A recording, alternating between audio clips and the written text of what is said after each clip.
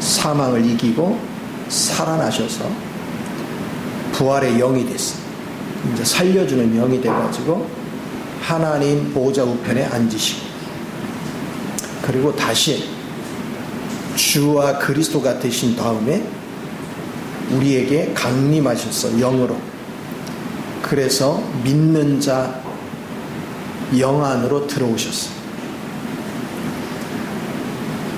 그래서 그분이 그 영 안으로 들어온 사람을 통해서 교회를 세우신 거죠. 그러니까 교회와 하나님의 나라는 똑같은 거예요. 우리는 세상 가운데 교회가 있지만 세상이 교회를 통치할 수 없어요. 교회는 하늘의 권위 안에 움직입니다. 교회의 머리 되시는 그리스도가 모든 걸 통치하시는 거예요. 그러면 우리는 성경에 예수님이 죽을 때 우리도 같이 죽었고, 예수님이 부활할 때 우리도 부활했다. 그러면 그분 안에서 부활돼서 그분이 승천의 위치에 올라갈 때 우리도 승천의 위치, 그분이 하나님 보호자 우편에 계실 때 우리도 거기 계시다. 또 아버지 안에도 계시다. 우리 하나님의 세계는 하도 차원이 높기 때문에 우리가 성경을 다 이해할 수 없어요. 아니, 하나님 아버지 안에도 있고 하나님 우편에도 있다. 그걸 어떻게 설명해야 돼? 하나님 안에도 있고 하나님 우편에도 계시다. 우편에 있는 거요, 안에 계신 거요. 신비죠. 사람의 머리로는 해석할 길이 없죠. 그러나 우리는 이해할 수 없지만 하나님은 우리하고 비교할 수 없는 차원이 높으신 분이기 때문에 그분만이 온전히 아십니다. 자, 그러면 이제 중요한 건 이거 이론을 아는 거에서 그치면 무슨 의미가 있어요? 우리가 실제가 돼야죠. 그래서 우리가 실제가 돼 가는 과정을 경륜의 길을 간다. 그래서 이 경륜 안에서 살면 여러분은 옛사람과 더불어서 거기에 사탄도 끝장난 것이고 옛창조도 같이 십자가에 못 박은 거예요. 그러면 내가 옛 창조에 속한 거나 옛 사람에 속한 거나 사탄에 속한 거는 나와 상관이 없어요. 예수님 십자가 못 박을 때 죽었어요. 그러니까 주님이 하신 말씀을 내가 믿음으로 받지 않으면 그 위력이 내게 나타나지 않죠. 내가 믿어야 돼요. 그러면 우리는 세상에서는 죽은 거예요. 그러면 앞에서 무슨 은사를 추구하고 무슨 나를 추구하고 무슨 철학을 추구하고 무슨 신비를 주의를 추구하는 모든 것들은, 그걸 추구하는 옛 생명들은 이미 죽은 거예요. 그러니까 우리와 상관이 없는 거예요. 그러니까 우리는 그리스도 안에 있다는 사실을 잊어버리면 안 돼요. 그래서 살려주는 영 안에서 우리는 주님과 한 생명 안에 있습니다. 그러면 이제 주님 안에 있는 저와 여러분은 주님 안에 만유를 포함하는 증량할 수 없는 풍성함이 가득 차 있는데, 여러분이 이제 주님 안에서 자꾸 먹고 마시고 누리다 보면 처음에는 눈이 잘 안 보이지만 점차 귀도 밝아지고 눈도 떠지고, 그리고 경험한 것들이 많아져. 그럼 이제 아는 게 많아지고 그 아는 것만큼 누리게 되고, 누리다 보면 먹고 마시게 되고, 그러면 산체험을 하는 거예요. 이게 실제적인 신앙생활이에요. 아직도 신앙생활 하면서 땅의 것 때문에 염려하고 땅의 것 때문에 불안해한다면 아직 예수 그리스도가 십자가에 죽을 때 죽은 것들이 내게서는 실제가 안 된 거예요. 아직 연합이 안 됐어. 객관적으로 주님 안에서 이루어진 것이 주관적으로 내 안에 실제가 돼야 되는데 아직 그게 안 된 거예요. 안 됐기 때문에 힘든 거예요. 그게 실제가 되면 힘들 게 없어요. 왜? 땅과 관계되는 나는 죽었거든요. 고린도전서 6장 14절에 바울이 뭐라 했어요? 내가 세상에 대하여 뭐 했다? 난 죽었다. 또 세상도 내가 죽은 줄 안대. 세상은 항상 율법을 가지고 말을 하죠. 옳으네, 그르네. 누가 결정해요? 자기가. 왜 자기가 결정해요? 자기가 하나님 자리를 꿰찬 거예요. 자기가 하나님이야. 함부로 우리는 판단하고 정죄해요. 그런데 로마서 7장 4절에 율법에 대하여도 내가 뭐 했다? 죽었다. 율법은 없어지지 않아요. 항상 존재해. 그런데 그 율법에 대해서 내가 죽어버린 거야. 그러니까 율법은 나와 상관이 없어. 내가 죽고 그리스도와 연합이 되니까 이 그리스도는 세상과 상관이 없어. 그분은 하늘에 속한 분이시고 하나님 자신이시. 그러면 주님이 머무르는 위치가 내가 머무르는 위치야. 그걸 얼마나 내가 빨리 주관적으로 실제화시키느냐, 거기에 따라서 우리 인생이 달라지는 거예요. 우리 삶이 달라지는 거예요. 그러니까 주님 앞에 가면 이 땅에서 내가 뭐 전도를 얼마나 했네, 내가 봉사를 얼마나 했네, 내가 구제 일을 얼마나 했네, 내가 좋은 일을 뭐로 많이 했네, 하나님은 그거 하나도 묻지 않아요. 그건 관심조차 없어요. 하나님의 관심은 내가 주님과 얼만큼 실제적으로 연합이 됐느냐, 얼만큼 실제화 됐느냐. 주님이 경륜의 길을 다 이루어 놨는데 너는 과연 주님이 닦아놓은 그 길에 얼만큼 실제화가 됐느냐. 주님은 그걸 질문하는 거예요. 내가 실제화가 되지 않으면 아무 소리 없어요. 그러면 생각을 해보세요. 여러분이 실제화가 되면 세상에 속한 세상에 속한 나는 염려, 근심, 불안, 초조, 그런 삶을 살다 보니까 육신적으로도 질병에 노출되고 정신적으로도 곤고해져요. 근데 내가 세상에 대해서 내가 죽으면 병 걸릴 수 있는 내가 죽은 거야. 심신의 고통을 느끼는 내가 죽은 거야.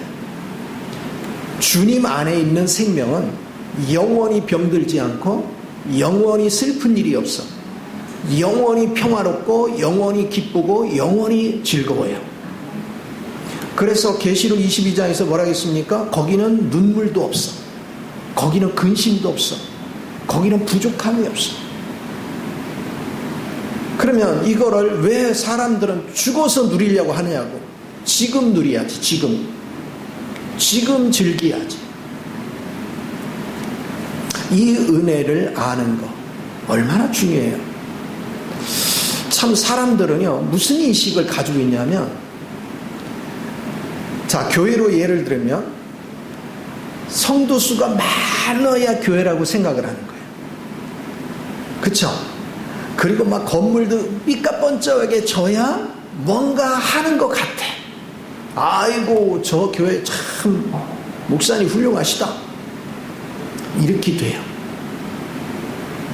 그런데 주님은 겨자씨 같아요. 겨자씨는 채소과예요. 채소는 엄청나게 커요. 채소가 크면 어때? 억새에서 다 버려야 돼. 쓸모가 없어. 그런데 이 채소과에 속한 겨자씨로 심은 그 나무가 자라서 채소과가 큰 나무가 됐다. 그러니까 막 이거를 해석을 하기를 막 부흥했다고 해석을 해. 그렇죠? 근데 그게 마태복음 13장의 새는 마귀야. 나무를 우창할 정도로 나무로 자랐더니 거기에 새들이 깃들더라. 사탄이 역사해. 하나님은요, 변질되면 안 돼요. 창세기에 보면 종류별로 그래. 무슨 종. 그 종 안에서는 환경에 따라 조금 진화될 수는 있어. 그러나 본질적으로 그 종에 대해서는 다른 종으로 옮겨갈 수가 없어. 채소과는 채소고, 나무는 나무고, 그런 거예요. 이것을 우리가 잘 알아야 돼요. 그러면 주님의 내용물이 내 안에 들어오면 영원히 변질이 돼야 돼요? 변질이 안 돼야 돼요? 안 돼야 돼요. 변함이 없어야 돼요. 순수해야 돼요. 그런데 어느 날 사람은 욕심이 들어가요. 주님만을 딱 추구하다가 사람들한테 내가 인정받으니까 서서히 그걸 즐겨. 인정받는 걸 즐겨. 그러면서 자기도 모르는 사이에 은근히 겉으로는 말 안 하는 척하면서 은근히 으쓱으쓱해. 내가 이런 사람이야, 이렇게. 그렇게 되면 이제 나무가 되는 거예요. 누구를 높여요? 자기를 높여요. 그게 변질되는 거예요. 그리스도로 시작한 사람은 나를 높일 수가 없어요. 왜냐? 내 생명은 죽었고 내게 사는 분이 그리스도이기 때문에 나를 드러낼 수가 없어요. 변함없이 그리스도가 내 안에서 사는 거예요. 그러면 우리는 그리스도가 결정해 주는 대로, 그리스도가 정하는 대로 뜻을 따르는 거예요. 이런 은혜를 따라 사는 거, 저걸 아예 꺼버립시다. 너무 시끄러워가지고. 이게 굉장히 중요해요. 그러니까 우리는 변질되지 않고 처음 시작한 것이 끝까지 쭉 가야 돼. 그런데 사람은, 저도 이제 목회를 해보니까 개척교회 때는 대체적으로 성도 얼마 안 될 때는 굉장히 겸손해요. 하나님께 가서 기도하고 막 겸손하게 그냥 주님의 은혜만 구해요. 근데 사람이 많아지고 이제 재물이 넉넉해지고 사람들한테 존중을 받으면 어느 순간에 으쓱 올라와. 자기가 올라와, 자기가. 이건 심각한 문제예요. 그게 병드는 거예요. 그게 나무과로 바뀌는 거예요. 그리스도 안에서 생활하는 사람은 이렇게 변질될 수가 없어요. 그리스도가 나의 생명이 되면 주님이 결정하는 대로 사는 거예요. 어떤 사람들은 돈을 벌어서 물질이 생기면 그게 자기 거라고 생각해. 근데 물질을 많이 벌으면 자기를 자꾸 과시하려고 그래. 그리고 일단 쓰고 보자야. 그런 사람은 아직 그리스도를 모르는 사람이에요. 그리스도를 아는 사람은 주님이 정해주지 않으면 먹을 수가 없어요. 제가 서울로, 대전으로, 대구로, 부산으로, 마산으로 이렇게 돌면서 말씀을 증거할 때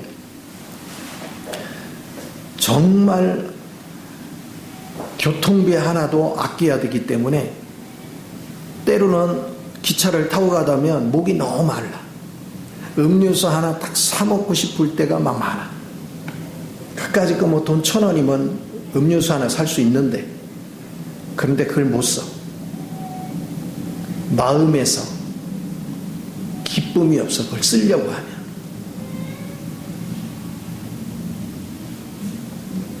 내 의견으로 하면 그까짓 거 뭐 1,000원인데 뭐 이렇게 할 수 있죠.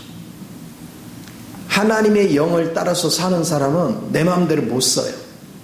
하나님이 허락하여 쓰는 거예요. 이게 굉장히 중요해요. 왜 그런지 아세요? 내가 누구 거야? 주님이 내 생명이 됐으면 나는 주님 거예요. 그럼 내게 속한 모든 거 누구 거예요? 주님 거예요. 주님 허락 없이 사용할 수 없어요. 시간도, 내 몸도, 내게 속한 모든 것도 내 임의로 사용할 수 없어요. 주님을 인식하는 사람은 하나서 열까지 자기 힘으로 자기 멋대로 결정하고 자기 멋대로 사용할 수 없어요. 하나님이 마음에 허락하는 그 수준만큼만 하는 거예요. 이게 참 너무 귀해요. 저는 예전부터 밀가루 음식을 참 좋아했고 아이스크림이 그렇게 좋았거든. 예. 지금도 좋아해. 근데 사 먹을 수가 없어. 어쩌다 한 번씩 먹고 싶어서 하는데 반응이 영 찜찜하면 못 먹는 거예요.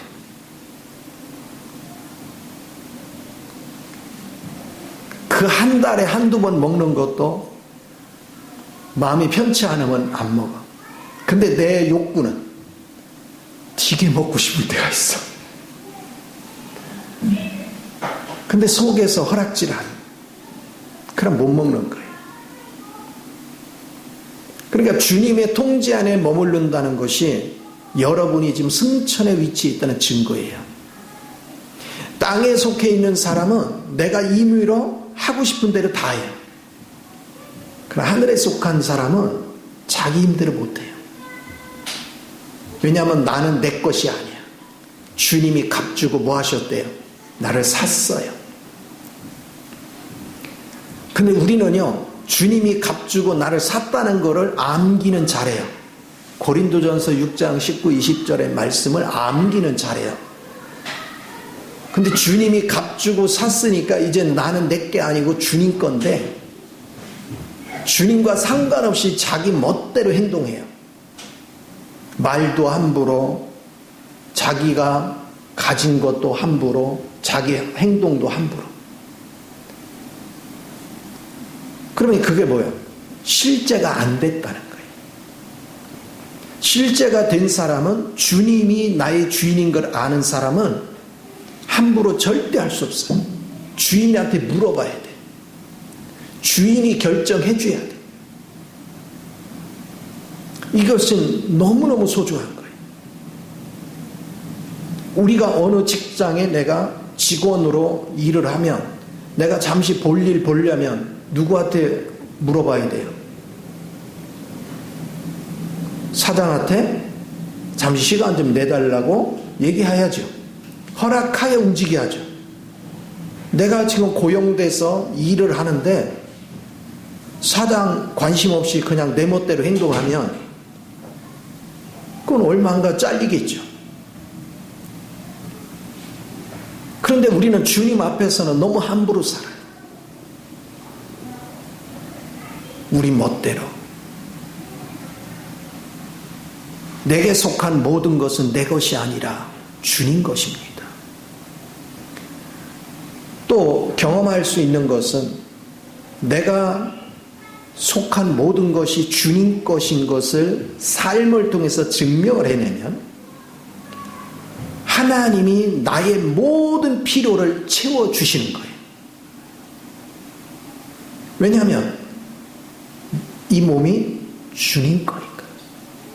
육신의 몸은 뭐가 필요한지를 주님이 다 아시고 거기에 필요한 걸 다 갖춰주는 거예요. 이것을 우리가 끊임없이 봐야 돼요. 그래서 신앙생활을 하는 모든 것들은 그저 형식화되면 안 돼요. 하나님과 나와의 관계에 대해서 분명해져야 돼요. 인식이 분명하지 않으면 우리는 말로는 하나님을 사랑합니다, 믿습니다 그러지만 하나님 뜻과 상관없이 내 멋대로 행동해요. 내 멋대로. 하나님이 기뻐하지 않는 행동을 함부로 해요. 하나님이 오케이 하지 않은 행동들을 함부로 해요. 그러면 하나님의 명령이 없이 내가 함부로 하는 것이 뭐죠? 하나님 앞에 원수로 행하는 거예요. 내가 하나님의 원수같이 행해. 그래 놓고 축복이 오기를 기대하면 무슨 축복이 오겠어요? 그러니까 우리는 신앙생활을 바르게 알고 바르게 믿고 바르게 행동하여 자연스럽게 하나님의 축복의 길이 열리는 거예요. 하나님의 은혜의 길이 열리는 거예요. 오늘도 할머니 할아버지들한테 그런 얘기를 했어요. 영원히 사실 거예요? 얼마 있으면 죽을 거예요? 물어요. 죽을 거 맞죠? 그러니까 맞대. 근데 두려워요? 안 두려워요? 그랬더니 어떤 분은 두렵다, 어떤 분은 안 두렵다 막 얘기해요. 중요한 건 내가 예수가 누군지를 알고 예수 생명으로 무장된 사람은 죽음이 그리워집니다. 기다려집니다. 그러나 주님의 생명으로 살지 않는 사람은 죽음이 두렵습니다. 이 땅에 사는 것은 사명이 없으면 의미가 없어요. 그러면 이 땅에 사는 목적은 뭐냐? 주님이 나를 통해 하실 일이 있기 때문에 사는 거예요.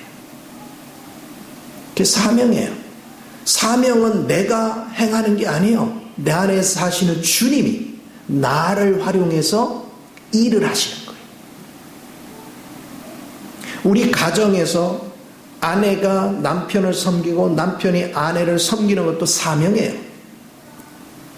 아내는 아내의 위치를 지켜야 되고 남편은 남편의 위치를 지켜야 돼요. 근데 그걸 깡그리 무시해버리면 그건 하나님이 대적 원수로 행하는 거예요. 하나님을 원수로 대하는 거예요. 그런데 가끔가다 이러죠. 이제 아이고 아내들은 나름대로 신앙생활을 잘하는데 대체대로 뺀돌뺀돌 신앙생활을 잘 안 하는 게 남편들이잖아요. 그러니까 남편들이 하는 행동을 보니까 웬만하야 내가 뭐라고 하지 않지. 그러면서 막 그 단점을 지적하면서 막 뭐라고 하죠. 그러면 뭘 부정하는 거예요? 그 남편이 예수 안에서 주님과 함께 죽은 사실을 부정하는 거예요. 그리고 그 남편의 생명이 주님인 걸 부정하는 거예요. 남편을 변화시킬 분도 주님이시죠. 변화 안 됐어도 우리가 판단할 계제가 못 돼요. 오직 판단하실 분은 주님이 하실 거예요. 우리는 우리 역할만 하면 돼요. 남편이 머리를 섬기라 했으면 그냥 섬기는 거예요. 내가 섬길 마음이 주어지잖아요. 그러면 내가 행동으로 옮겨. 자 보세요. 섬김은 내가 독단적으로 하는 건 지식나무예요. 하나님의 마음에 감동을 줘서 하는 거는 생명나무예요. 그럼 하나님의 감동을 따라서 행동에 옮겨. 그러면 저 의지를 내가 드려. 그러면 내가 감당할 수 없는 부분은 하나님의 능력이 부어지고 하나님의 권위가 부어져요. 그래서 내가 할 수 없었던 일이 되는 역사가 일어나는 거예요. 힘있게 역사가 일어나요. 그래서 우리의 삶 속에 모든 면에서 우리는 완전할 수 없어요. 그러나 주님이 내게 감동을 주고 내가 그 뜻대로 의지를 내려 순종하려고 하면 주님의 능력과 권위가 내게 부어져요. 그래서 넉넉히 감당할 수 있도록 역사하시는 거예요. 그렇게 하는 나라가 하늘에 속한 나라예요. 내가 하늘에 속한 생명 안에서 그 생명을 누리면 그게 자연스러워요. 이게 하늘의 이치입니다. 그래서 그것이 바른 통치 영역에 있는 거예요. 나는 할 수 없지만 주님은 모든 걸 다 하실 수 있어요. 나는 없지만 주님은 다 있어요. 그래서 이 믿음의 실제 안에 있는 사람은 걱정할 내용이 없지요. 그래서 평안합니다. 그래서 아주 자유합니다. 그거를 우리는 잊어버리면 안 돼요. 그러면 이제 우리가 기도가 바뀌어야 되죠. 하나님이여 물질을 허락하여 주시옵소서 그러나요. 그런데 주님의 관점에서는 네가 내 안에 있고 내 생명이 네 안에 있다. 그럼 내가 이미 만유를 포함하는 풍성이고 내게는 불가능이 없다. 내게는 부족한 게 없다. 그러면 우리는 부족한 게 없어요. 이미 부유해. 이미 넉넉해. 그걸 믿음으로 붙잡을 줄 알아야 돼.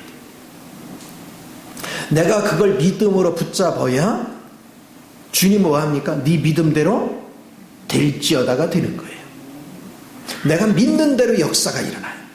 하늘에 속한 하나님의 뜻 안에서 그 하나님이 이미 이루신 사실을 믿음으로 붙잡을 때 자연스럽게 하나님은 그대로 역사를 해요.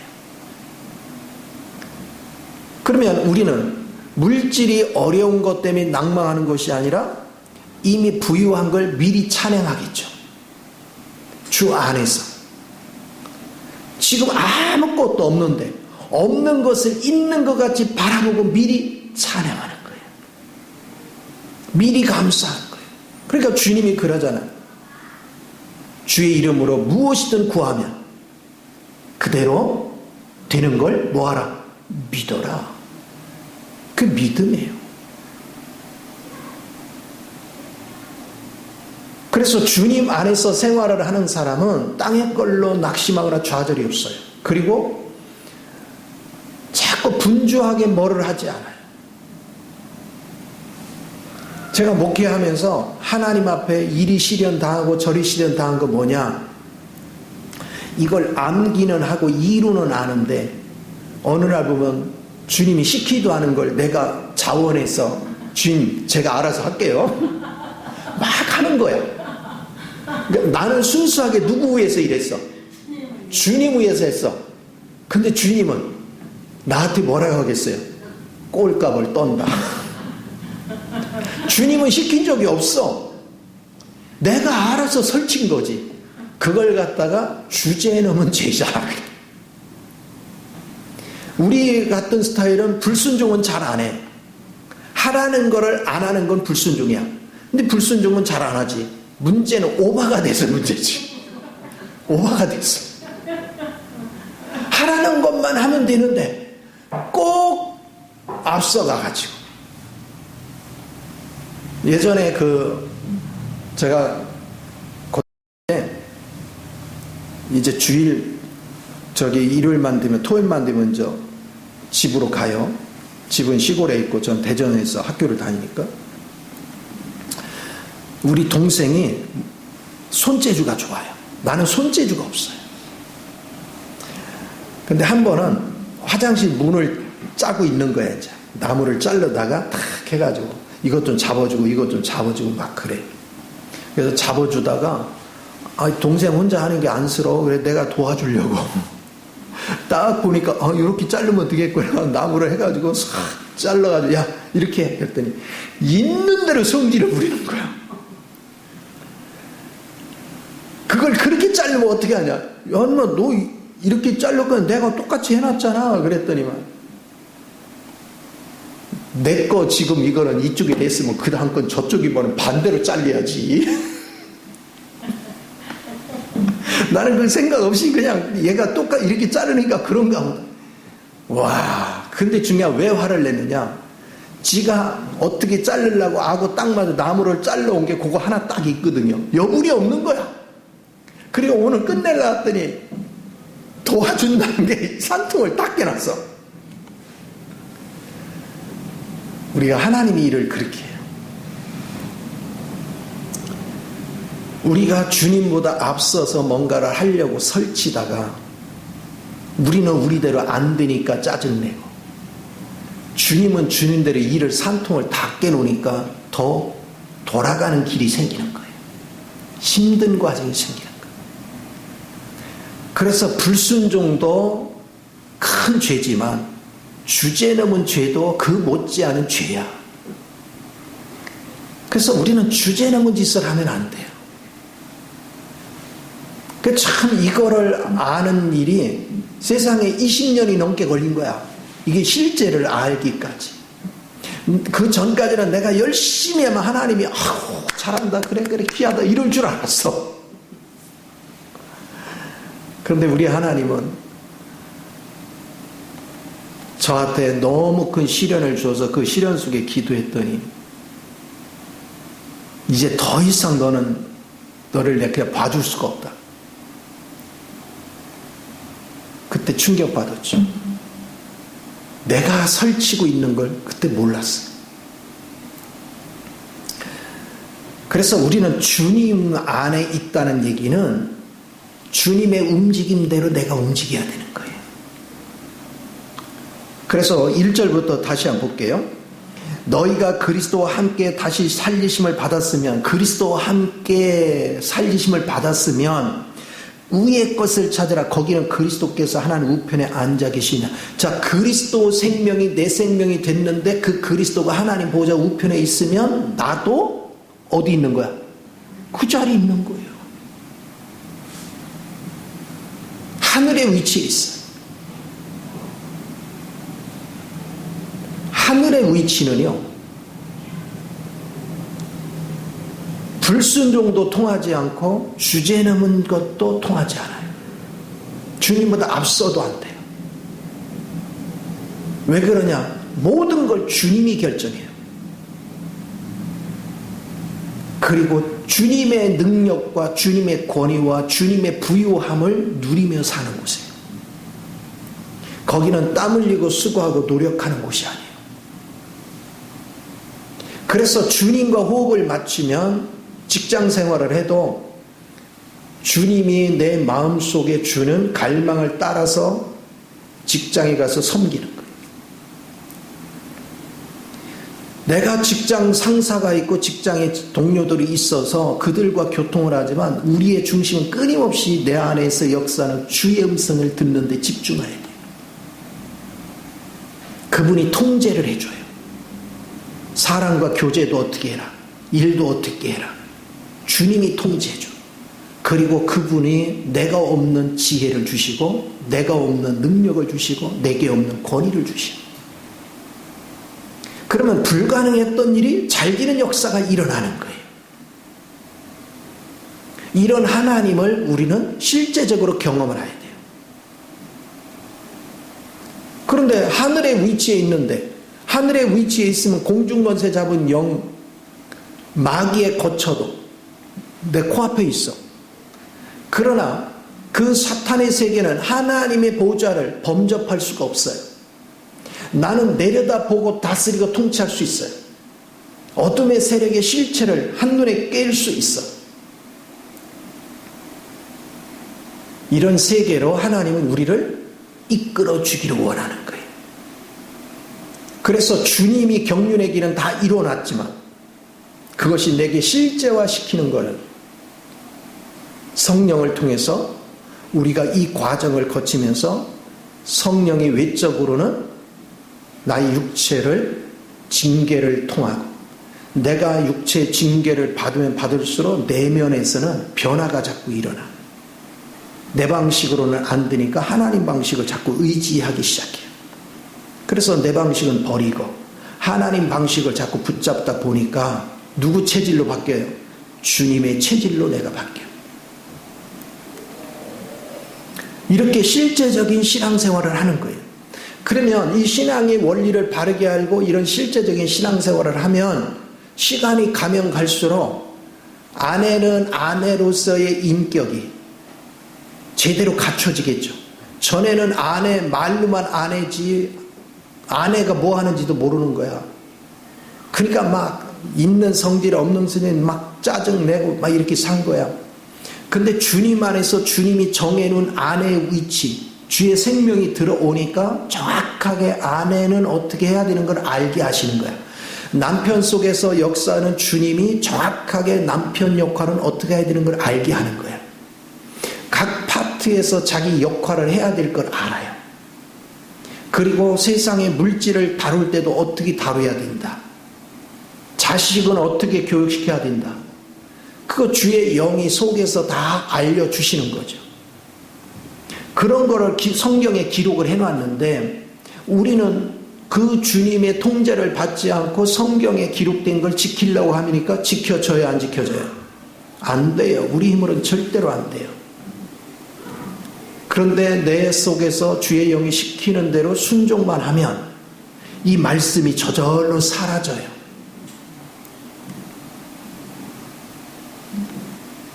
그럼 말씀대로 사라지면 부부간에 한없는 기쁨이 넘치겠죠. 행복이 있겠죠. 가정이 천국으로 바뀌겠죠. 자, 하나님의 원리대로 살면 마귀가 와서 참소할 내용이 있다 없다? 없어지죠. 마귀는요, 참소할 내용이 있어야 접근해 오는 거예요. 그리고 우리를 참소하면서 미혹하는 거예요. 근데 하나님의 영을 따라 살아가면 마귀가 참소거리를 못 찾아. 그렇게 되면 마귀를 패배하게 만들어요. 하나님은 그런 우리를 기뻐하는 거예요. 이게 자연스럽게 사라질 줄 아는 거. 이게 대단히 큰 은혜죠. 그래서 하나님의 보좌의 우편에 앉은 나를 보면 여러분은 이미 천국을 누리는 것이고 이미 이기는 자가 돼 있고 이미 능력 있는 자가 돼 있고 이미 지혜자가 되고 이미 성결하고 이미 순수한 거예요. 그 은혜를 따라 우리가 살 수 있다는 게 얼마나 감사한 일인지를 볼 필요가 있죠. 그렇게 되니까 위의 것을 생각하고 땅의 것을 생각하지 말라. 이 얘기는 위의 것을 생각하라고 말할 필요도 없어. 주님으로 사는 사람은 땅의 거는 아예 생각조차 나지도 않아. 관심도 없어요. 땅의 거하고 주님 안에 있는 거하고 비교거리가 돼야 안 돼요. 비교거리가 안 돼요. 그러니까 땅의 거 관심 없어요. 근데 왜 우리는 신앙생활을 오래 했는데도 아직도 땅의 걸로 인해서 그냥 아둥바둥할까요? 창세기 3장에서 땅은 가시와 엉겅퀴를 내고 남자들은 땀과 수고를 하여 먹고 살고 여자들은 해산의 수고를 해야 돼. 언제 그것이 생겨났어요? 우리가 하나님 앞에 죄 짓는 바람에 저주가 선포되기 때문에, 저주 때문에 온 거예요. 그게 땅이 가시와 엉겅퀴를 내는 것도 저주 아래 머물러서 그래요. 우리가 땀과 수고를 흘리는 것도 저주 아래 있어서 그래요. 해산의 수고를 겪어야 되는 것도 저주 아래 있어서 그래요. 이제 축복 아래 있으면 가시와 엉겅퀴가 없어요. 그리고 이미 주님 안에는 이미 다 갖춰져 있기 때문에 그걸 그냥 누리면 돼요. 그 안에서 그냥 먹고 즐기면 돼요. 거기는 땀 흘리고 수고하는 곳이 아니에요. 거기는 날마다 연회장이에요. 잔치집이에요. 매일 즐기는 거예요. 영의 양식은 아무리 먹어도 배부르지 않아요. 그런데 마음은 부유해요. 그리고 한량없이 평안하고 기뻐요. 이 은혜를 즐길 수 있는가? 그게 엄청 기쁜 거예요. 이 즐거움에 취할 수 있다는 게 얼마나 중요한지. 오늘 한 할머니 기도해 주러 각 방을 도는데 한 할머니가 누워서 일어나지도 못해요. 근데 제가 오니까 막 일어나려고 그래. 아니라고. 아이고, 하나님이 종이 왔는데 내가 누워서 기도받아서 어떡하냐고. 그러면서 뭐 어쩔 줄을 몰라요. 평온히 누워 계셔도 괜찮아요. 그러면서 기도를 해주는데요. 그 간절함이라는 게 몸이 그렇게 아픈데도요. 그냥 아멘. 그냥 아멘이 아니야. 아멘.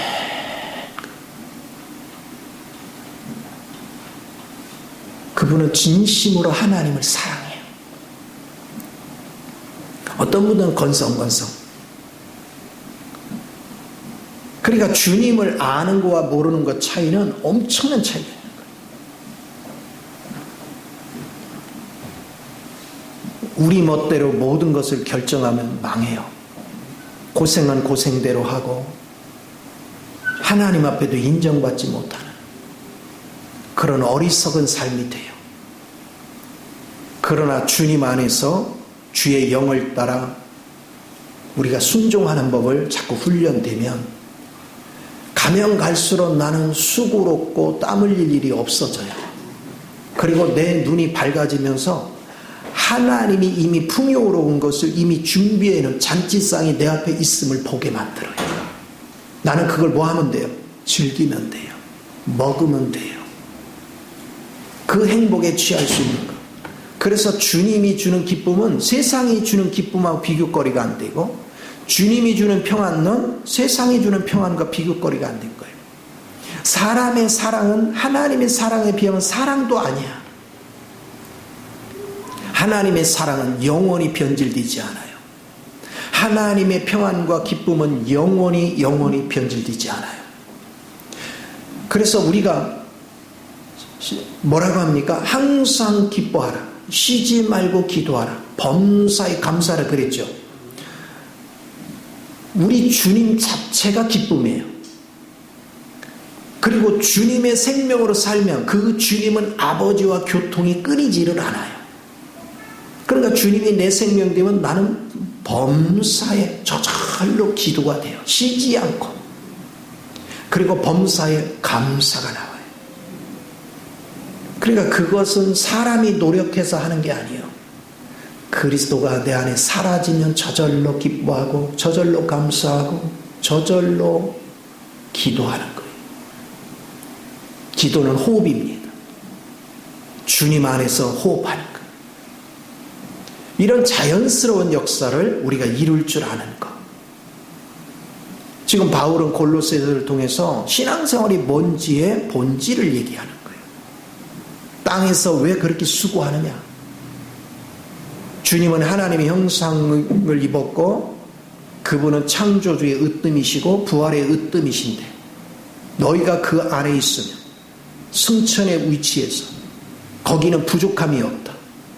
거기는 모든 것이 풍족하다.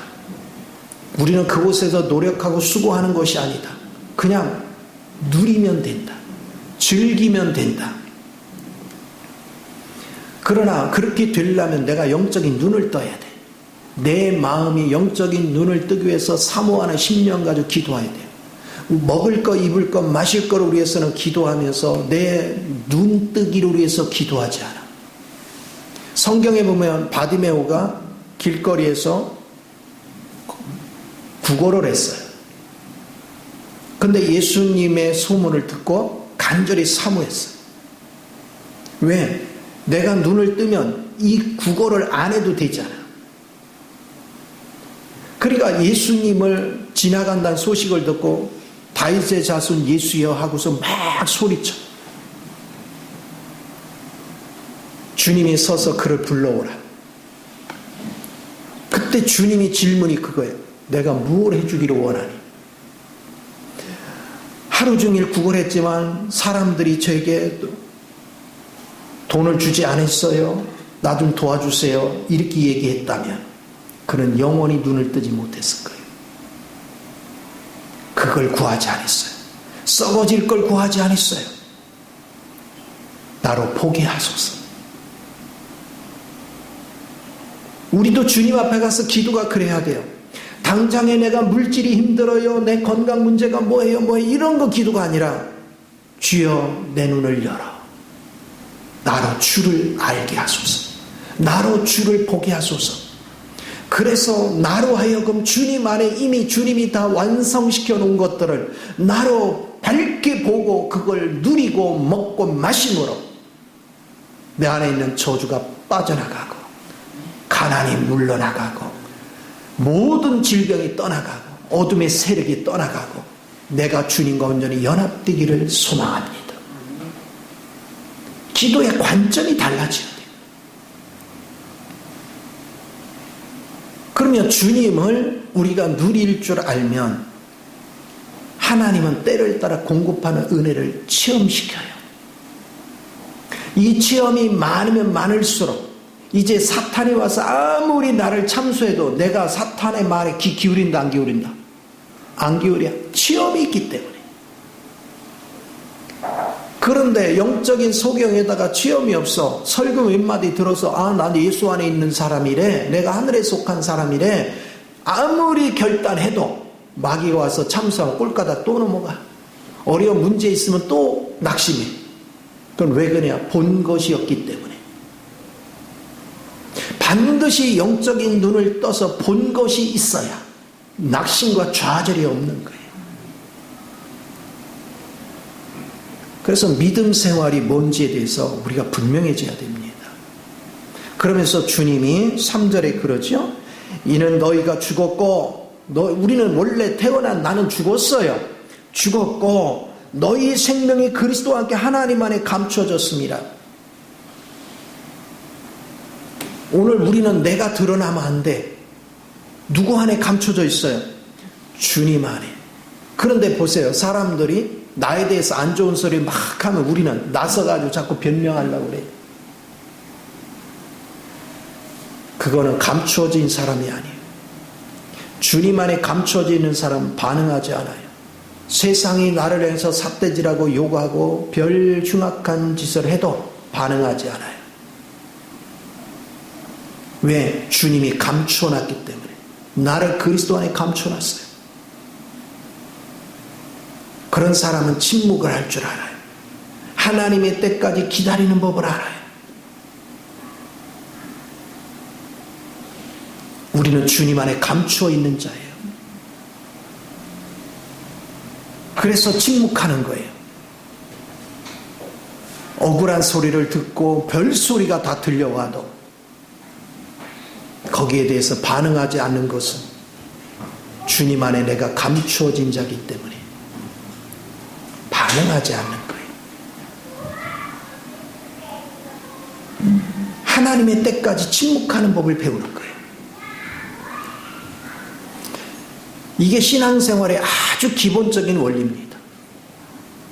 근데 오늘날 많은 사람들은 막 조금만 마음에 안 들면 막 흥분하고 억울해서 못 견디네 그러고 막 속에 부글부글 끓고 잠을 못 이루고 막 그래요. 그 왜 그러냐? 그리스도 안에 있는 사람이 아니에요. 객관적으로는 그리스도 안에 있지만 주관적으로는 그리스도 밖에 있어. 혼을 따라 살아. 문제가 심각한 거예요. 우리는 주님 안에 있어야 진정한 자유가 있어요. 진정한 축복이 있어요. 그러면서 4절에 그렇게 해요. 우리 생명이신 그리스도께서 나타나실 그때에 너희도 그와 함께 영광 중에 나타나라. 주님의 나타남은 뭔데요?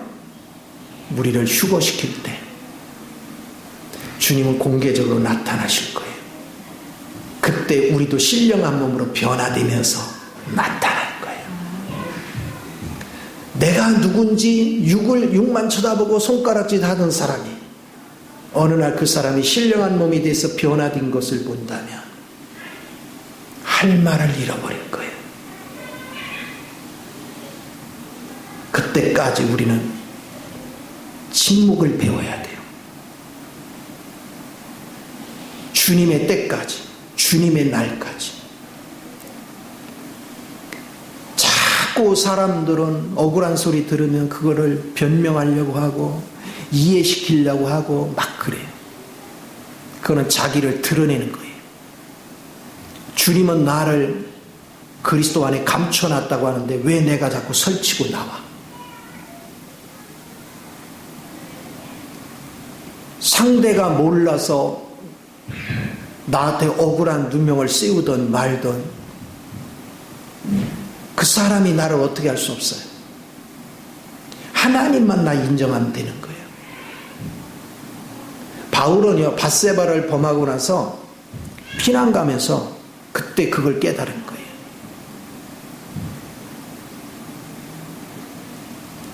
자기한테 돌을 던지고 욕하고 별 사람이 다 있었잖아요. 근데 일체 반응하지 않아요. 단칼에 죽일 수도 있어요. 자기를 따르는 신하들한테 명령 한마디면 단칼에 죽일 수도 있어요. 그렇게 하지 않았어요. 그리스도 안에 감춰진 자는 반응하지 않아요. 모든 원수 갚는 것이 내게 있는 게 아니에요. 주님께 있어요. 그리스도를 사는 사람은 자기가 나서거나 자기가 반응하거나 자기가 뭔가를 해결하는 게 아니에요. 나는 주님이 시키는 일만 하면 돼요. 주님이 감동 주는 것만 하면 돼요.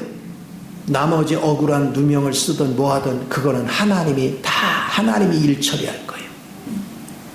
원수 갚는 것도 하나님이 하실 거예요. 그들을 잠잠케 하시는 것도 하나님이 하실 거예요. 이게 놀라운 거예요. 야곱이 세겜 땅에서 머물러서는 안 되는 지역에서 머무르는 바람에 디나 강간 사건이 벌어지고 살인극이 벌어져. 그때서야 야곱은 당황했어요. 이 주변의 부족들은 숫자가 많은데 우리는 숫자가 얼마 안 돼. 당황스러우니까 누구 찾아? 하나님 찾은 거예요. 그 전까지는 세겜 땅에서요 제단 한번 쌓은 적이 없어. 그러니까 하나님이 가르쳐 주는 거예요. 너를 꾸미고 단장하던 모든 귀걸이, 목걸이 뭐 이렇게 다 땅에 묻어라. 그리고 너는 베델로 올라가라. 주님의 명령을 따르니까 하나님이 거기에 세겜에 있는 모든 족속들을 두려움에 떨게 해가지고 감히 야곱을 손대지 못하게 하는 거예요. 그게 하나님이 하시는 일이에요. 우리가 주님을 의지하고 주님 편에서 행동을 하면 악한 것이 절대 나를 건들지 못하는 거예요. 그래서 어떤 상황이 돼도 침묵하는 법을 배우세요. 때로는 우리가 부족해가지고 일을 저질렀어. 자식이 일 저지르면 누가 책임져야 돼? 응? 자식이 일 저지르면 누가 책임져야 돼? 부모가 해야 돼, 그렇죠? 그럼 자식은 이제 어떻게 해요? 혼나더라도 누구한테 혼나면 돼? 부모한테 혼나. 근데 부모는 죽어라 때려, 살리려고 때려. 그래야 징계 몇 번 해서 교육을 시키는 거지. 죽어라 때리지는 않아. 그러나 보호를 하셔. 책임을 져줘. 근데 다른 사람하고 욕한다고 가서 그래 한번 붙어볼래? 그러면 진탕 깨져. 복음의 원리가 그런 거예요. 이것을 우리가 봐야 돼요. 예전에 시골에 살 때 우리 집 위에 양자모, 뽕나무를 하도 심어서 이제 누에꾸치를 그때는 많이들 양자모하게 해가지고 우리 집도 하고 그랬는데 그랬고 그거를 수거하는 사무실이 있었어요. 양잠 사무실이. 근데 그 운동장이 넓어서 거기서 우리가 공차기를 하고 막 그랬는데 아버지가 공차기 하고 있는데 저 유리 깨지니까 공은 이쪽에서 차라 그랬어요. 근데 아버지 말을 하고서 5분도 안 돼서 걷어찼더니 유리가 깨져. 그러니까 나는 이제 당황스러운 거예요. 그러니까 아버지가 저 고개를 넘는데 막 달려가가지고 아버지 유리 깨졌다. 그러니까 이놈의 자식 조심하라고 그랬잖아. 근데 화는 안 내시고 그 정도 해놓고는 돌아오셔서 사무실에 가시더니 아버지가 쓱쓱 어떻게 해가지고 다 해결하더라고. 우리 하나님도 그런 분이에요. 주님을 신뢰하십시오. 우리가 이미 하나님 보좌 우편에 있어요. 앞으로 도달할 게 아니고 이미 있음을 믿으십시오. 그러면 성령이 거기에 실제가 되기까지 이끌어 주실 거예요. 거기에 순종만 하면 우리 삶이 풍요로워져요. 하나님께 맡기고 누리면 자연스럽게 마음에 평안이 넘쳐, 기쁨이 넘쳐요. 이 즐거움에 취하는 삶, 그게 복 있는 삶이에요. 그래서 주님을 내 생명으로 누리는 사람은 그냥 날마다 사랑하는 마음이 불타요. 모든 사람이 사랑스러워요. 미운 사람이 없어요. 그리고 그냥 평안하고 마음이 항상 기뻐. 사랑과 기쁨과 평안이 하나님의 나라는 의와 희락과 화평이라 했잖아요. 이 의는 사랑이 있어야 나오는 거야. 그러니까 결국은 사랑과 희락과 화평인 거야. 그게 있는 사람 이미 천국을 누리고 있는 거예요. 오늘 그냥 이걸 암기만 하지 마시고, 아, 내가 주님 안에서 하늘에 속한 자구나. 그리고 주님 안에 만유를 포함한 측량성 그 풍성이 내가 마음껏 누릴 수 있는 것들이구나. 그러면 저절로 뭐예요? 아, 내가 눈을 떠야 되는구나. 이게 중요하죠. 자, 우리가 자연 속에 산에 갔는데 과일이 열매를 맺었어. 따먹어도 돼, 안 돼? 남의 가꾸는 가수원이 아니라면 먹어도 돼요. 그런데 하나님의 집에는 항상 풍요로워. 그러나 아버지 거가 곧 내 거야, 그렇죠? 아버지 거 내가 먹는다고 아버지가 뭐라고 해야 안 해? 아니요, 마음껏 먹어라 그러지. 하나님의 나라는 부족함이 없어요. 그래서 마음껏 먹어라. 우리는 주님 안에서 그 풍성을 누려야 돼요. 그게 신앙생활이에요.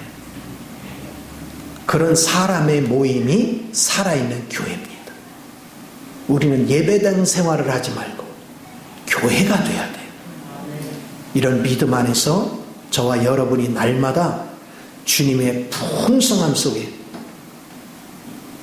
잔치상을 즐기며 사는 우리 모두 되기를 예수 이름으로 축원을 드립니다. 기도합니다. 존귀하신 주님, 크신 은혜와 사랑을 감사합니다.